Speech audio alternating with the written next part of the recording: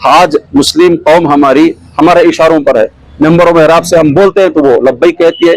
कहीं ऐसा ना हो कि खुदा ना खास्ता आप अपनी मनमानियां करते रहें और मुस्लिम अवाम मुखालिफ होकर हमारी बात पर लब्बैक करने वाला ना हो, तो फिर नुकसान आपका होगा, हमारा कोई नुकसान नहीं। हक है मांगना, हक मांगना चाहिए।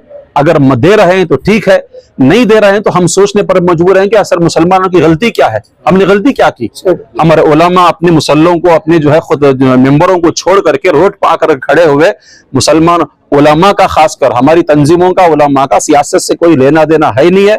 ऐसे मौके पर हम अपने मेंबरों मेहराब में, अपनी मस्जिद के मीनारों से आवाज बुलंद की कि कांग्रेस पार्टी को वोट दो, के यही एहसान हमें चुकाया जा रहा है। हमारे जितने मैसूर डिस्ट्रिक्ट के बड़े उलमा यहाँ जमा हुए हैं इस मजलिस में, हमारे आने का मकसद फकत इतना है कि दावनगिरी के ज़िमनी इलेक्शन में मुसलमान को टिकट देने का मुतालबा था, कांग्रेस ने उसको नजरअंदाज करके दूसरों को टिकट दे दिया, इलेक्शन हो गया।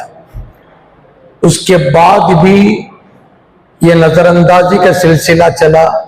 नसीर अहमद जो पर्सनल सेक्रेटरी थे चीफ मिनिस्टर के, उनको इस्तीफानामा लिया गया, रिसिग्नेशन लिया गया और अब्दुल जब्बार साहब को पार्टी की रुकनीयत से भी निकाल दिया गया।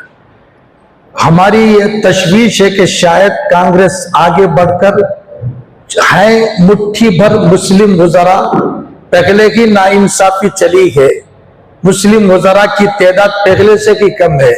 आइंदा किसी मुस्लिम वजीर पर किसी किस्म का कांग्रेस पार्टी एक्शन न ले, हमारा एक पुरजोर मुतालबा।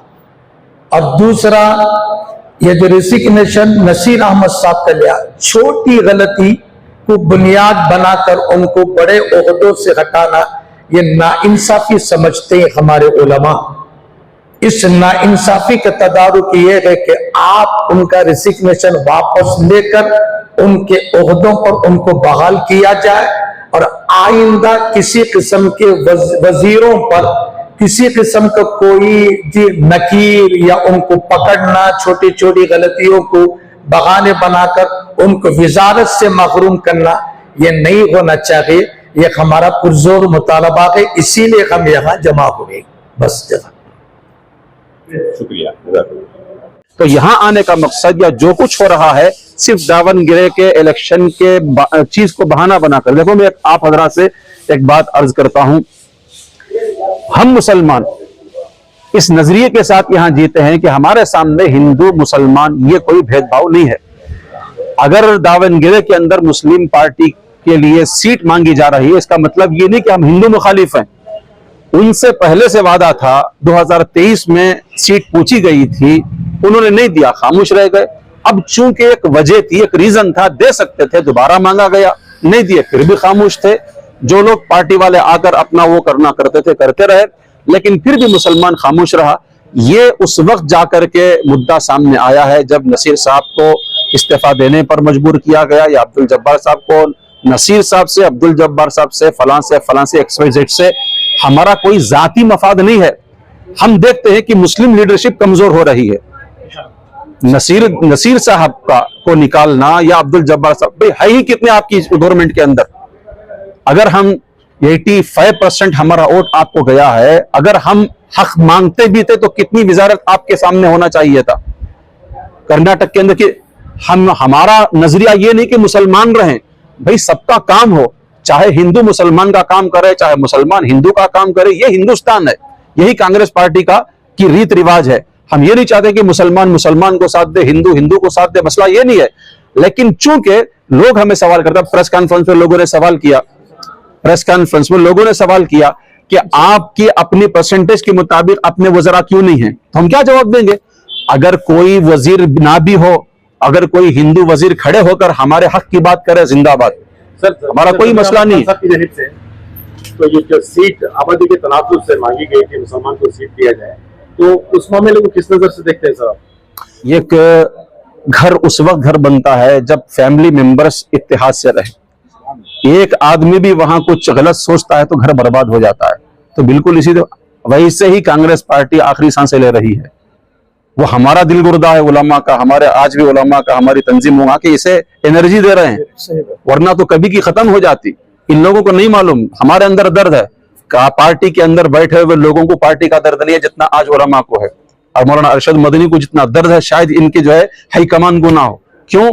वो वहां से देखते चले आ रहे हैं कि इसका नजरिया क्या है कांग्रेस पार्टी का, समझे ना। अब दोबारा कोई पार्टी लॉन्च करके इस नजरिए को हम नहीं ला सकते ना, तो नए तजुर्बे से बेहतर पुराना मरीज ही सही, उसी को लेकर के चलेंगे। इस नजरिए से हम चल रहे हैं, वरना हमारे के लिए कोई वो ये नहीं है। देखो हमारी सबसे बड़ी खूबी यह है, जिस वक्त मुस्लिम लीग थी हमने मुस्लिम लीग का साथ ना देते हुए कांग्रेस का साथ दिया। आज भी मुस्लिम पार्टियां कितनी हैं, वो हमारा दिलगुर्दा देखो, हम उनकी तरफ ना देखते हो तुम्हारी तरफ देखते रहे, यही आप हमारा हक अदा कर रहे हैं।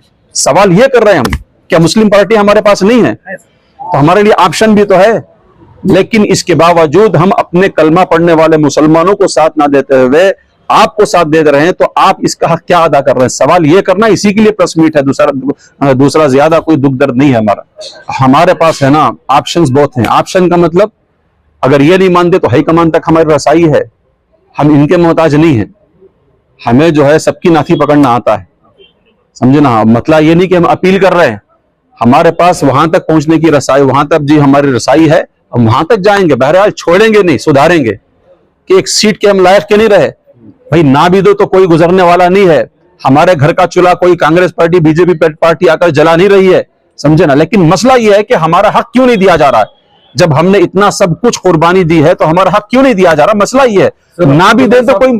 सर अब्दुल जब्बार साहब ने वजारत खुद होकर आगे रुकने से अपने इस्तीफा दिया, तो नसीर अहमद साहब ने जो अपना काम बखूबी निभाया था, तो उनको भी इस हालत पर लाया गया है। तो ये दोनों को लेकर आपको जो नाराजगी है, आने वाले दिनों में जमीर अहमद खान साहब का भी नाम सामने आ रहा है, तो ऐसे हालात में आपका क्या कहना है? इन्हीं हालात को सामने रखकर के आइंदा कुछ ऐसा ना हो, हम यहाँ प्रेस मीट कर रहे हैं। और दूसरी बात यह कि देखो हिंदुस्तान भर में तकरीबन 3 रियासतों में इलेक्शन जारी, इसका असर वहां नहीं पड़ना चाहिए।